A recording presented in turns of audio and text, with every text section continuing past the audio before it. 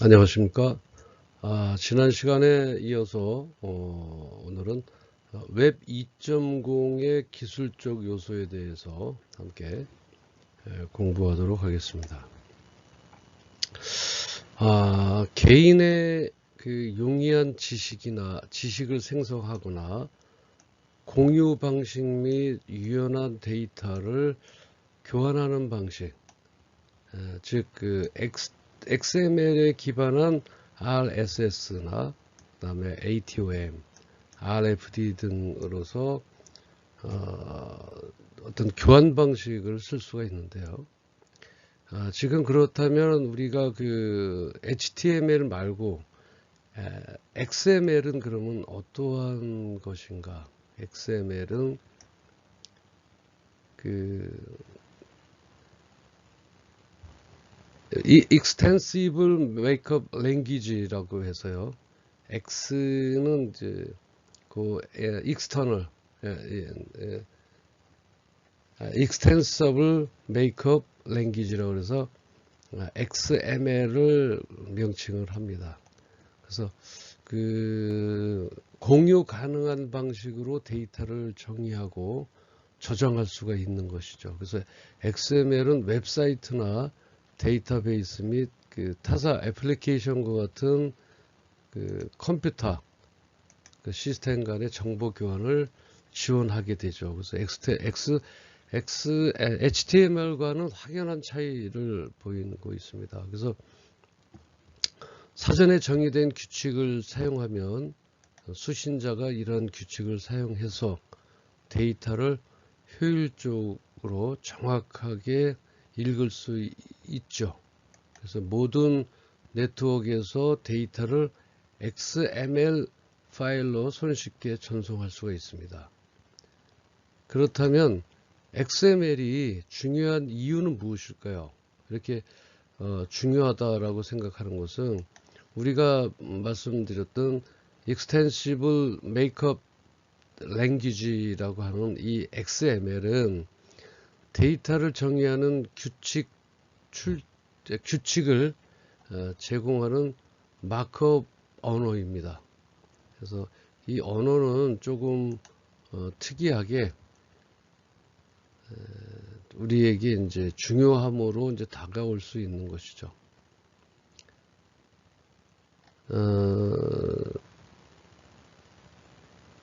다른 프로그래밍 언어와 달리 XML은요, 자체적으로 컴퓨팅 작업을 수행할 수 없습니다. 대신에 XML은 구조적 데이터 관리를 위해서 모든 프로그래밍 언어 또는 소프트웨어를 구현할 수 있죠. 예를 들어 주석이 있는 텍스트 문서를 한번 예를 들어 보겠습니다. 주석은 어떤 그 제한을 제공할 수가 있는데요. 제목을 만약에 굵게 한다든지 굵게 표시를 한다든지 이 문장은 머리그림을 표시를 한다든지 이 단어는 저자입니다. 이러한 주석, 다시 말은 그 글자의 어떤 크기, 어떤 드러낼 수 있는 표시. 그래서 이러한 주석은 문서의 내용에 영향을 주지 않고 문서의 유용성을 높일 수가 있습니다. 마찬가지로 XML은 마크업 기호를 사용해서 데이터에 대한 추가 정보를 제공합니다. 브라우저와 그 데이터 처리 어플리케이션 등의 다른 소프트웨어는 이 정보를 사용해서 정형 데이터를 효율적으로 처리하게 되죠. 그래서 XML 태그, 그 태그에서는 XML에서 태그라고 하는 마크업 기호를 사용해서 데이터를 정의합니다. 예를 들어서 서점에 대한 데이터를 나타내기 위해서는 우리가 이제 이렇게 쓰죠. 이런 식으로 표시를 하고 서점이니까 뭘로 하게 됐어요? book, 이렇게 표시를 하고 이걸 닫아야죠. 닫고 그 다음에 콤마 찍고 여기가 어디에 타이틀이 있으니까 타이틀에 TI 뭐 TLE 뭐 이런 식으로 표시를 하거나 어소리티의 그 어소 AUTHOR 같은 그 태그를 만들 수 있죠. 그래서 책 한 권의 XML 문서에는 그 다음과 같은 내용들이 이제 제가 말씀드릴 내용들이 표시되는 게 북이라든지 타이틀, 그 러닝 아마존 웹 서비스 그리고 또 다시 또 타이틀 이런 식으로 XML을 넣게 되는 거죠. 이러한 내용들이요. 이러한 내용들의 XML을 넣어서 그 태그는 정교한 데이터 코딩을 통해서 여러 시스템에서 정보 흐름을 통하게 됩니다. XML을 사용하면 어떤 그러면 우리에게 이점이 있을까요? 회사가 다른 회사의 상품이나 서비스를 판매하는 경우 두 기업은 비용이나 사양 및 배송 같은 문제, 일정과 같은 정보를 서로 교환해야 됩니다. 그래서 XML을 사용하면 필요한 모든 정보를 전자적으로 공유할 수 있어요. 그래서 사람의 개입이 없이 복잡한 그 거래를 자동으로 성사시킬 수 있는 것이죠. 그래서 이러한 그 데이터의 무결점 유지라든지 XML을 사용하면 데이터 설명과 함께 데이터를 전송해서 그 데이터 무결성 그 손실을 방지할 수 있다. 이렇게 이해하시면 될 것 같습니다. 그리고 이 설명 정보를 사용해서 다음과 같은 또 것을 수행할 수 있습니다. 데이터의 정확성 확인이라든지 그리고 이제 다양한 사용자를 위해서 자동으로 데이터 표시, 또 사용자 지정, 여러 플랫폼에 걸쳐서 일관되게 데이터를 저장할 수 있고요.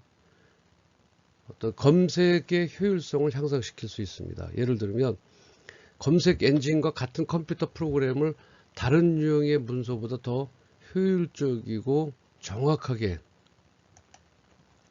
그 XML 파일을 정렬하고 분리할 수가 있습니다. 예를 들어서 MARK, 마크라는 단어는 명사일 수도 있고 동사일 수도 있습니다. 근데 XML 태그를 기반으로 검색 언어는 관련 검색 그 결과에 대해 마크를 MARK를 정확하게 분류할 수가 있습니다. 따라서 XML은 컴퓨터가 자연어를 보다 효율적으로 해석할 수 있도록 합니다. 그래서 유연한 애플리케이션 그 설계 XML을 사용하면 애플리케이션 디자인을 편리하게 업그레이드하거나 수정할 수가 있습니다. 그래서 많은 기술이나 특허, 최신 기술에는 뭐 기본 제공되는 XML 지원이 함께 제공이 됩니다.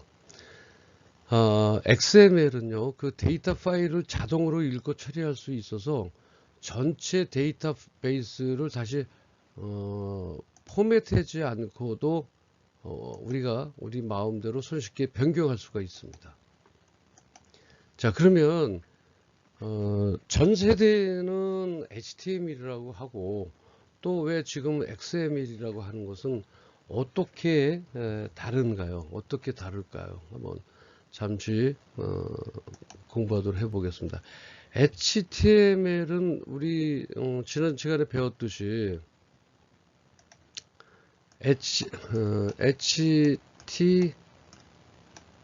HTML이죠. 이 HTML의 H는 하이퍼, T는 텍스트, M은 마크업, L은 랭귀지에서 그 하이퍼 텍스트 마크업 랭귀지의 이니셜을 딴 게 이제 HTML인데 이 HTML은 대부분의 웹페이지에서 사용되는 언어입니다. 단어적인 언어이죠. 이거는. 그래서 그 웹브라우저는 HTML 문서를 처리해서 멀티미디어 페이지로 표시하게 되죠.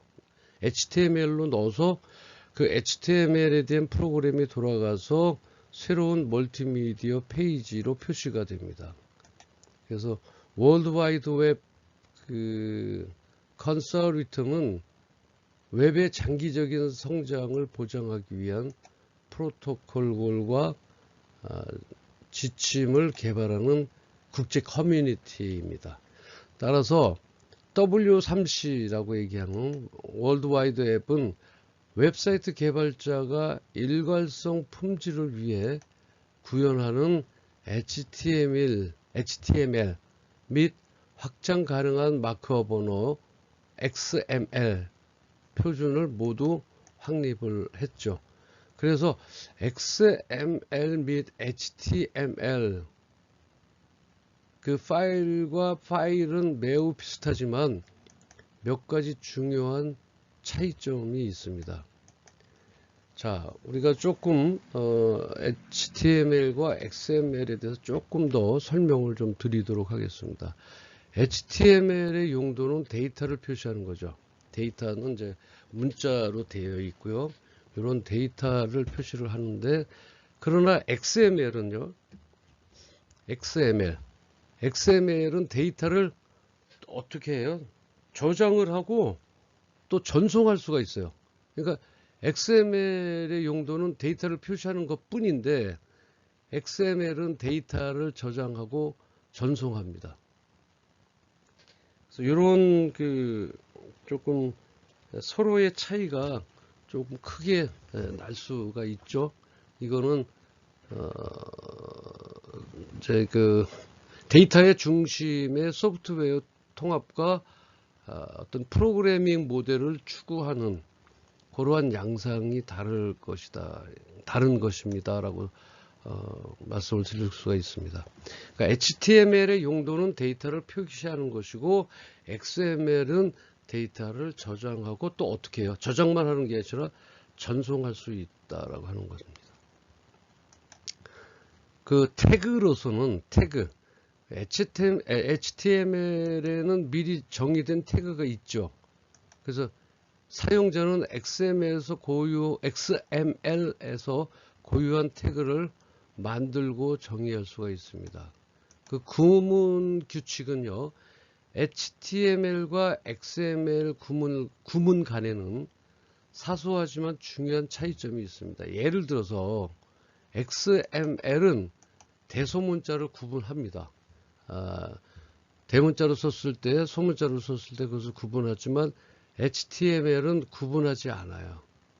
그래서 만약에 북을 쓸 때 이렇게 소문자로 해서 북을 쓰는 거하고 앞에 대문자로 이렇게 해서 앞에 이렇게 대문자로 해서 북으로 태그를 작성하면 XML 구문 분석기에서 오류가 발생하게 됩니다.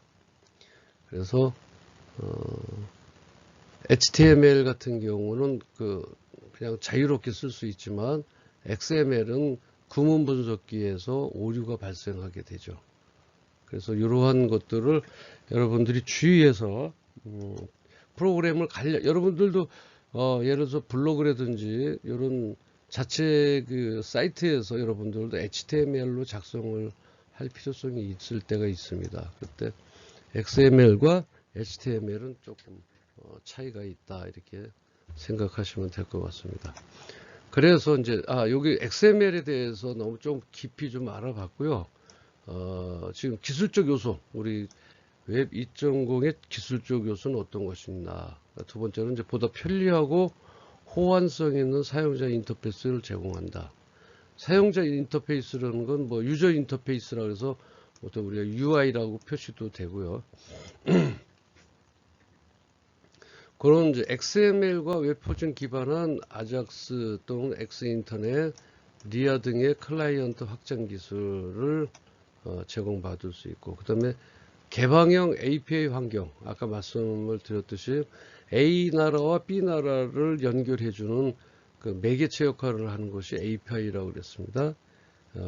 Application Programming Interface 이렇게 해서 API 환경 및 개방형 구조를 통한 개방적인 시스템 연계 모델과 플랫폼 기반의 서비스 모델을 제공할 수 있다.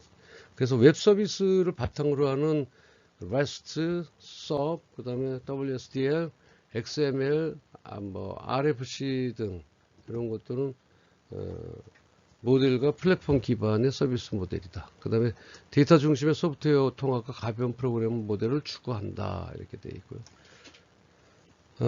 그리고 이제 인터넷 기반의 서비스 중심 소프트웨어 환경을 또 지향한다. 아주 기술적 요소가 이런 것들을 폭넓게 나갈 수 있도록 그 방향을 제시해 준다. 이렇게 생각하시면 될 것 같아요. 개방형 API를 조합해서 새로운 서비스를 만드는 매시업이라고 하는 건데요. 매시업은 이제 구글 맵 플러스 부동산 서비스 등과 같이 서로 조합해서 만들어지는 거죠. 그 다음에 다양한 디바이스들과 네트워크 환경을 통합하는 기술, 또 웹 표준에 기반한 모바일 환경과 데스크탑 환경의 응용을 호환하고 체크 포인트에서 공통 서비스 플랫폼을 함께 사용할 수 있다라고 이해하시면 될 것 같습니다. 그리고 다음 우리가 컨텐츠 기술적인 요소 두 번째로요. 컨텐츠 유통과 상거래 방식의 변화를 볼 수가 있습니다. 우리가 배운 것 중에서 거기에 보면 이제 블로그라든지 RSS 등이 나오는데, 블로그는 여러분들이 다 아시듯이 웹과 로그를 합친 말의 약자로서 개인 또는 그룹의 의견이 기록되고 날짜 순으로 나열되며 공개된다는 특징이 있습니다. 그래서 블로그는 여러분들이 웹과 로그를 합친 말의 약자로서 앱에서 개인의 의견이 기록되고, 블로그에서는 뭐 자기들이 HTML로 써도 되고요. XML 같은 경우는 우리가 프로그램을 API 프로그램을 써서 유저 인터페이스가 좋게 돼 있기 때문에 우리가 글로써 이렇게 타이핑을 치더라도 굳이 예전처럼 뭐 HTML로 해서 글자를 넣을 수 있다든지 이제 그렇게 하지 않아도 된다라고 하는 것이죠. 거기에 보면 이제 RSS, RDF, 사이트 서머리 해서 이러한 것들을 약자로 해서 신디케이션을 위한 대표적인 표준이다. 이러한 것들이 블로그하고 RSSC요. 자, 그러면 RSSC는 뭐예요? 웹사이트에 이제 신규로 등록되는 최신 콘텐츠에 대한 요약된 정보를 빠르게 제공하기 위한 포맷입니다. RSS는요. 요거는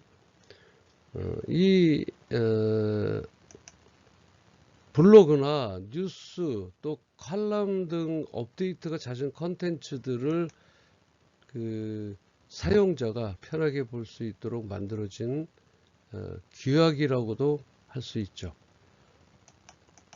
그래서 신규 콘텐츠에 대한 노출을 보다 쉽게 해준다는 측면에서 신디케이션 API와 그다음에 유사한 부분이 있습니다만 그것을 구현하는 방식에는 차이가 분명합니다. 여기에 보면 신디케이션 API라고 하는 것은 조금 그 속도면이나 그 유저 인터페이스, 즉 프로그래밍 인터페이스가 조금 버그 현상, 즉 그 안에 서로 충돌하는 부분들이 있어서 신규 컨텐츠에 대한 노출을 보다 쉽게 해준다는 측면에서 신디케이션 API와 유사한 부분이 있죠. 그런 것들을 잘 참석을 해야 될 것 같습니다. 자, 그리고 RSS를 이제 Rich Site Summary, 풍부한 사이트 요약 정보로 이제 부르기도 하죠. 다 정보에 관한 어차피 블로그나 이런 RSS 같은 경우는 내가 괜히 들어가서 나의 만족감을 펼쳐줄 수는 있습니다. 근데 이러한 것들은 어쨌든 어떤 라인을 타고 들어오든지 클릭을 해서 내 블로그를 누구든지 많이 볼 수 있어야 이 블로그를 통해서 내가 구현하고자 하는 어떤 말하고자 하는 내용들을 좀 더 어소리티하게, 좀 더 권위 있게 할 수 있는 거죠. 그러니까 외적인 사람들을 얼마만큼 나의 블로그에 호감을 가져서 이러한 것들을 들어와서 볼 수 있을까라고 하는 것들입니다. 그래서 그 다음에 이제 RSS라고 얘기한다면 Really Simple Syndication이라고 그래서 그 부분만 따서 RSS라고 이렇게 부르기도 합니다. 그리고 이제 이게 RSS는 우리가 이제 Real Simple Syndication이라고 하는 것보다 그냥 이니셜을 따서 RSS로 이해하시면 더 좋을 것 같습니다. 개념적인 설명보다 오히려 실제 사례를 들어서 설명하는 게 좀 더 빠를 것 같아서 RSS를 정확하게 이해하기 위해서 좋은 단어는 구독입니다. RSS에서는 구독. 매일 아침에 여러 가지 경제 관련 기사나 칼럼들을 보고 싶은 사용자가 매번 즐겨찾기에 추가된 해당 사이트에 가서 칼럼들을 찾아보는 것은 번거로운 일일 것입니다. 그래서 RSS가 지원되는 사이트들의 정보를 모아서 RSS를 볼 수 있는 RSS 뷰어, 뭐라 그러지? 리더, 그냥 무료로 볼 수 있는 그런 뷰어, 리더를 통해서 한 번에 다 보게 되는 것이죠. 그래서 일종의 구독과 유사하다, 이렇게 여러분들이 이해를 하시면 될 것 같습니다. 다시 한번 RSS의 정의를 한번 내려보겠습니다. RSS는 컨텐츠에 대한 배급과 수집을 빠르고 편리하게 하기 위한 일종의 협약 프로토콜의 개념이라고 볼 수가 있습니다. 어떤 이러한 우리가 웹상에서의 이 유저 인터페이스 등을 실제적으로 각 나라마다 다르게 이것을 설정한다면 엄청난 혼란이 있을 수 있습니다. 그러나 이런 것들 조약을 통해서 조금 몇 가지 중요한 요소에 대해서는 스탠드화를 시켜서 프로토콜의 개념으로 나가자라고 해서 프로토콜 개념으로 나가면 어떠한 곳에 있더라도 그 내용을 서로 공유할 수 있기 때문에 상당히 좋은 아마 안이 빨리 상정되기를 바랍니다. 그 다음에 프로토콜의 개념이라고 할 수 있는데 XML 기반으로 제작되며 배포를 위한 제목이나 날짜 등의 정보로 구성되어 있습니다. 발표할 때. 그래서 RSS가 이메일 정기 구독 서비스에 비해 가지는 장점들이 있는데요. 그 장점들은 이렇습니다. 배포자에게 이메일 주소를 알려주지 않아도 됩니다. 또 이메일 구독을 하기 위해서는 일반적으로 회원가입이 필요하지만 RSS는 회원가입이 불필요합니다. 사용자는 RSS 리더의 간단한 조직만으로 콘텐츠 구독의 정지를 할 수가 있죠. 사실 이러한 장점은 사용자 입장에 편중된 것으로서 콘텐츠 배포자 입장에서 그리 달가운 일은 아닙니다.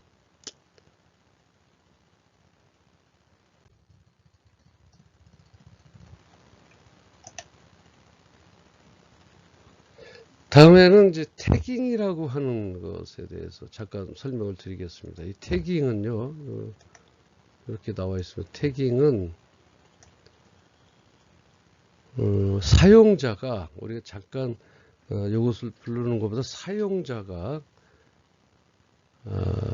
웹상의 어떤 그 자원에 대해서 리소스 자원에 대해 관련된 키워드들을 자유롭게 부여하는 작업인 것입니다. 혜택이라고 하는 것은 그래서 사용상의 편리성과 유연성으로 인해서 현재 큰 도움을 받고 있는 서비스입니다.